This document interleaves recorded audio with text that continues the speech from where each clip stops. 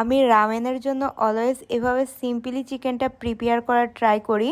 আজকে আমি আপনাদের সাথে এই সিম্পল চিকেনের রেসিপিটাই শেয়ার করব। প্রথমেই চিকেনের কাটা পিসগুলোর মধ্যে দিয়ে দিলাম লবণ, পরিমাণ মতো কর্নফ্লাওয়ার। এখানে আমি 4 চামচের মতো কর্নফ্লাওয়ার ব্যবহার করেছি। এরপরে দিয়ে দিলাম 2 চামচের মতো সয়া সস, সাথে 1 চামচ মরিচের গুঁড়া দিয়ে চিকেনটাকে সুন্দরভাবে মাখিয়ে মেরিনেট করে 30 মিনিটের জন্য রেখে দিতে হবে।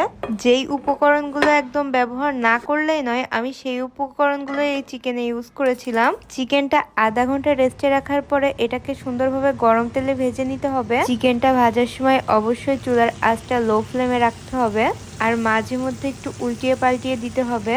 আর বাটিতে যদি কোনো মশলা লেগে থাকে সেগুলোকে একটু ব্রাশ করে দিতে হবে।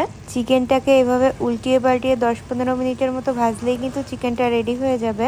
আমি চাইলেই চিকেনের মধ্যে আরো অনেক ধরনের মশলা অ্যাড করতে পারতাম, কিন্তু আমার কাছে এভাবে সিম্পলি